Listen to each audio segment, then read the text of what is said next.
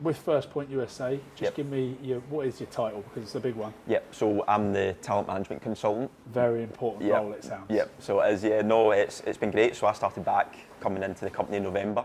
So I've been predominantly brought in to work with our US partner clubs that have obviously on board with us in the last couple of weeks, couple of months and going forward now. So working with the MLS Academy sides, Philadelphia Union, and MLS next sides at the moment, Sporting Athletic Delaware and Real Jersey football clubs. So the players that are looking to go the college pathway that might not get the professional contracts at these clubs and want to go the collegiate pathway, I'm working in tangent with our two sports consultants that are now based on ground in the US out there, Callum Pritchett and Spencer Brown. So once those players look to come through FirstPoint and want to have that guidance and support from us, I help take them through the process to find the right fit, speak and engage with the coaches directly, and hopefully, try and get the best all-round fit for these individuals that want to try and get the best academic needs for them going forward, and also to try and maximise their potential from a soccer point of view. Yeah, because it's really important, isn't it? I've been across some of the other stuff that they've done in the UK, where they run trials for kids that want to get involved, and also kids that fall out of academies that don't quite make it to a professional level. Yeah. So for these kids, it's another lifeline, right? Yeah. It's they've not made it quite in the professional era, and there's another lifeline for them to then go and study in the US and get some sort of academic base underneath them, but also they can keep progressing their football career. Absolutely, and I think that's the point I try and stress to them when I speak to the families, face to face, and the individuals, that just because you're coming out of a Philadelphia Union, which is probably regarded as one of the best academy sides, in the US, that if you don't have that opportunity to go pro, it doesn't mean that opportunity is gone now from you. In my background as being in soccer, I think that broadening your horizon to know that soccer's such a short career, and having that academic background to kind of pursue and have a degree after 4 years, but then to still pursue to participate in such a high quality environment with what these colleges can give you. I think that those doors can still be opened and can actually open more doors for you, because you can still get drafted from college, and people sometimes forget that and they get blinded by that. So, and it puts you on a massive platform, Ryan. So I try and give these individuals and families the opportunity to understand that we can help with that, and try and understand that just because it doesn't happen at one club for you, if you go to the collegiate pathway, it can open so many doors for you. And what age in general are the kids that you're dealing with that have sort of got to the end of that academy route that haven't made it? What age are they? Yeah, so you're looking at the moment, I'm probably starting to work with we've got a few 2026 enrolments coming through, but at the moment you're roughly looking at a lot of U17 age group players that are coming through, so they'll be looking to maybe go out in 2025 going forward, and I've got a couple of late bloomers that have came through for 2024 as well. So you're looking about the age groups have been from like 15, 16, 17. That's when I start having these conversations. There's still a lot of football. So it's a lot of football ahead of them. So it's about managing and giving them the best advice possible to understand our role as a company, and what my role individually will be to help them and to help take the pressure off these families, because I understand the pressures that they go through, because everybody wants to be a professional soccer player or professional in their own sport. But as modern day sport is going, it's a lot more opinionated. A lot more coaches have different opinions on different players, and the stresses for that of individuals and families is obviously growing. So we're here to provide that support, that guidance and that help, especially with the team that have got vast experience of different levels within the collegiate pathway in the US, but to stress to them as well that it can create so many opportunities for them, not just from a soccer point of view, but from an academic point of view. At the end of their 4 years, they can come out with a fantastic degree. Yeah, because that's really important, isn't it? Like I said, through my career in rugby, I've had coaches that don't see certain things in players, and then there's another coach that will come in and suddenly that player just takes off. So actually it's not the end of a career. It might be a coach that's maybe not seeing what another coach might see in you. So there is opportunity for these, but as a parent, it must be reassuring to know that you're helping them on the academic route as well as that. Have you got any case studies maybe that there's been maybe a young kid that's come out of there and has actually found a pro contract after? Yeah, I mean, I think after speaking to the team, obviously I've just joined in the last few months at the back end of November last year, and after speaking to the team and from my point of view, and it was a case for me to really understand, and when I'm asking these questions to the rest of the team that have obviously dealt with circumstances like you mentioned there, there's been a lot of players that have came through, whether it's through FirstPoint or just in the collegiate pathway in general, that have came through and that have had that opportunity to get drafted to MLS sides over in the States, where they maybe not have thought that that was going to be possible for them. But because they've went into an environment, they've had a coach that's believed in them, given them that self-belief, took their confidence to a different level, and they've ended up maximising a potential that they maybe thought they wouldn't get to. So sometimes they go into these environments and coaches, give them that trust, give them that platform to really develop physically, to go and develop from a technical point of view, but also from an academic point of view. And I feel, if off the pitch as well, if you're excelling off the pitch and in a really good environment, I think that takes onto the pitch as well, in your sporting environment. So I think that there's definitely cases, and there's definitely a lot more that's happening now, where you go through a collegiate pathway and you end up getting drafted, or you have the opportunity to go pro. But some of the kids as well actually choose to, when it gets to that point, they have good decisions to make, because they want to maybe further their education and think, well, maybe the pro side of it is not for me, because they're enjoying the academic side of it, to a level where they want to try and pursue that further. But it's about having that opportunity and give them an environment to try and excel and to feel comfortable, and hopefully then they go and excel and enjoy the experience over the 4-year period. And you've been a professional footballer, from my views in professional sport and rugby especially, gone are the days of players going a 14, 15-year career and actually having nothing behind them. There's obviously loads of people that we look back on and go, that's all they had. All they had was football, all they had was their professional sport they were in. And then they get to the end and actually there's nothing left. So for a player to start putting that in place now at such a young age is so important. Just talk to me in terms of the standard of MLS, the football over there. It's growing and it's getting bigger and bigger, like any American sport they take on. Soccer's getting bigger. What's the standard like? No, I mean, Ryan, I've been over now to the States, a couple of times now, and I've attended one. My first tournament that I attended was just at the back end, over the New Year period last year in Phoenix, and that was my first real taste of seeing, the soccer level at that age group for kids, first hand and live. I've watched many of MLS games over the years on television, but to actually see the academy sides first hand and see them live is completely different. But I was totally in awe of how the way the coaches that go about setting up their teams, the way that the players their attitude and their application and the level that they were competing at, and from it wasn't a surprise to me in terms of the high level of their technical ability when I was watching them live, because the facilities and the environment that they're actually in over by are second to none. And when I was actually watching them live, there's some fantastic individuals from a playing point of view. And I've got no doubt that if they actually had to come over to the UK at the top academies in England or Scotland, I definitely feel that they could go and impact those programmes. And sometimes it gets looked on, down on a little bit, I feel, from the UK at the level of over there, and sometimes it gets questioned. But there's no doubt that over the years now coming forward, it's going to go from strength to strength, and these players are going to flourish, and people are going to get really see the fruits of their labour, especially when they're coming through in the next couple of years for me. And in terms of women's football as well, I mean, with the Lionesses and the Euros over here, it blew up. Yes. But actually, they were a lot further ahead over in the US of where we were in Europe. Yeah. The ladies' side of sport and soccer is massive, isn't it? Yeah, no, it's absolutely. I think the American team was sort of paving the way, wasn't it? Yeah, no, absolutely, and that's been there to see for numerous years with the US, women's soccer team as well, and I'm working with a few, girls as well from Real Jersey, football club, and they're exceptional talents, and I think with them 3 individuals so far that I've seen so far and been in conversation with them so far, there's no surprise to me the level of schools that are showing an interest in them 3 individuals so far, and looking at them and seeing their footage and understanding where they want to go.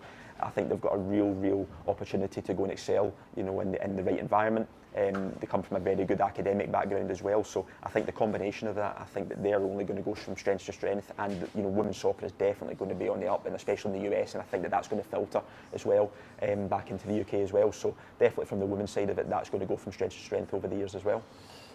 FirstPoint USA, obviously very tactical with the people that they bring on board, and they want people that have been there and done it. Now, talk a little bit about your career. Where have you played? You played at a high level of football. We'll get on to the Scottish Cup, because I know it's coming up, and there was a big goal there. But where were you? How did you get into soccer, football? Yeah, I mean, Ryan, I was fortunate that I've been brought up in a family where my father was a professional soccer player over many years in Scotland, and back down in England, and obviously still a coach as well now. So I've been brought into that environment from really as soon as I could walk and as soon as I could start running, as a young boy. So I think that was always the goal for me, to maybe try and pursue that career.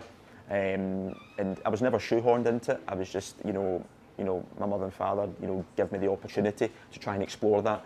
Unfortunately, I had like anything, you have to have your lucks, you have to have your break along the way of pursuing opportunities in life, and I felt that that was definitely an area that I wanted to try and pursue and see if I can maximise my potential. And I've been really fortunate over my 12, 13 year career, even today it's still playing just now, that I've had the opportunities to come through at fantastic academy sides in England. I started off at Norwich City, came through at Peterborough United and done my 2-year scholarship there, and then coming up around about 20 years old to really start my senior career at Falkirk, and that's really what took my career off.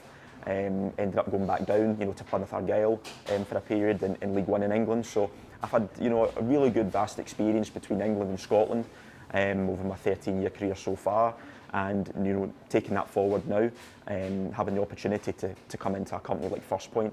I really feel that when I'm speaking to individuals and families, I want to try and give my advice and aid of being in that professional environment, because I've been through the difficulties of bad injuries, having rejections, having all different experiences, yes, success as well. So I feel when I'm speaking to these individuals from each club that I'm speaking to, I feel going forward, I'm hoping that they can pick up and lean on my advice, and hopefully I can try and find the best fit for them going forward.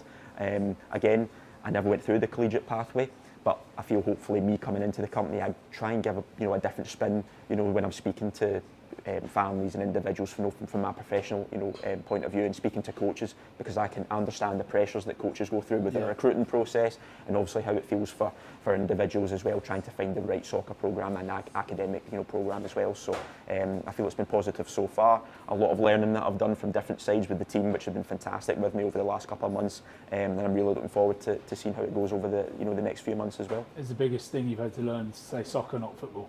Absolutely, absolutely. I bet when speaking to your old man, he's like, "Oh, absolutely." Sometimes we have a joke, when we're talking about obviously my day and the players I'm dealing with, and I'll say some American terms, and he'll look at me and give me a look and say, "God, you've been over America too much already." So, but no, it's been really good, and I've had a really good positives conversations, especially with coaches from the States as well, and individuals, because I think hopefully they can respect my background as well, that I can level with them and understand the pressures they go through, what they're looking for from an analysis and tactical point of view. I can really relate to, because I think as well that's my job, to not just put any player on these coaches' table. I want to really build connections, relationship with coaches, to understand the way they try and play, the type of players in the profile they look to bring in, and if I can try and get the best all-round athlete to bring into their programme to impact it in a way, then hopefully I can do that, and I can help with them going forward, and that makes my job a lot easier as well. Talking of helping teams, Scottish Cup final just round the corner. Talk us through that goal, that famous goal. Was that probably one of your best goals? Oh yeah, it's without question. It was probably a really bittersweet day. Set the scene. Yeah, so 21, 22 years of age, having the opportunity to play in a National Cup final. When was this, 2018? 2014-15 season. Oh, right, yeah. okay. So something you always dream about as a kid. To play on a stage of that, of that level. Fantastic day. So young. Having the opportunity to play in a championship team that was never expected to go to a Scottish Cup final before, against a really good Premiership side in Inverness. So yeah, fantastic day at Hampden. 1-1 at the time, obviously, when I equalised. Just fantastic. Free kick coming in. Me at the time was obviously my main attributes is in the air and trying to put my head on things, and eyes closed. Yeah, absolutely. Hoping not to get a hit across the face, but just managed to kind of get a good connection on it, back post and goal, and it was such a blur. I think my celebration speaks for itself. When you see it, it was definitely not planned. So just a raw emotion, just to just really taking everything in. Unfortunately, it was bittersweet, like I said to you, because we ended up losing the game, unfortunately. But to look back on that to say that you participated in a national final and to score in it as well as a bonus is something that will live with me for the rest of my career and my life. And fantastic, you know, my family being there as well, which was even more special, and that was the main thing, that they got to be there and experience that with me as well. And you know, and to do it with, you know, a fantastic group of players and staff that I worked along with at that time as well was something that will live long in the memory. And I'm really, really fortunate that I got the opportunity to do that. And like I said, it's always great when we can revisit those memories. It must have been a proud day for your old man, because it was complete reverse. You would have grown up watching your old man who played for Celtic, didn't he? Yeah, absolutely. And you know, there was a lot of build up in the media, you know, going forward with it, just because of my dad's background as well. You know, experienced that many times at Celtic. So. That was an experience for me as a young player, how to handle that, you know, the media, you know, going forward into the, you know, in the build up to the Scottish Cup final. But you know, having, like I said to you, you know, earlier on, having that guidance from my dad, you know, and my mum over the years that they faced, you know, with the media and the build up to big games and going forward, that really, really helped me and settle my nerves. Obviously, being able to really focus on that game, you know, going forward. So, but it was fantastic because my dad's had many occasions like that.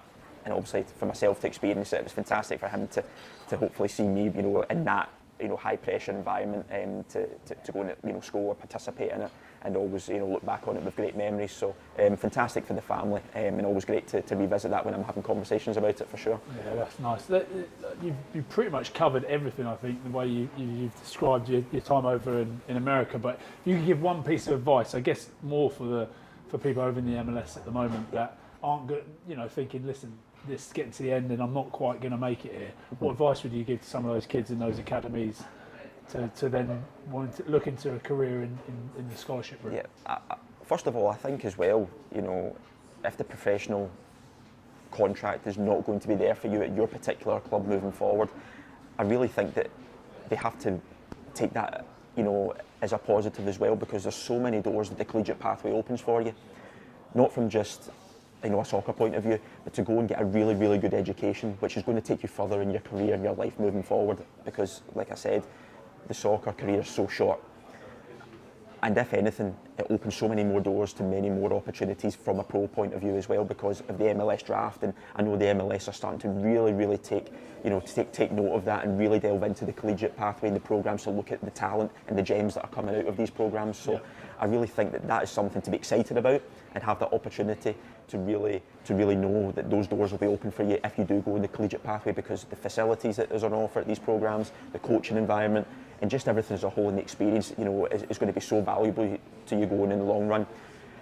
And with FirstPoint USA, we can, you know, give that opportunity and guidance to these families and take the pressures off that, because we've had the experience, whether it's from a professional point of view and also from our team that's been through all the levels in the soccer pathway. So what I would like to say is as well that, you know, don't be disheartened if the pro point of view doesn't come to you naturally at the first time round, but there's so many doors will be open for you, especially in the collegiate pathway going forward as well. Good man. Well, Peter, thank you very much for your time. Really appreciate it. Good luck with the rest of your time at FirstPoint USA. Thank you very much. Appreciate it, Ryan. Thank you.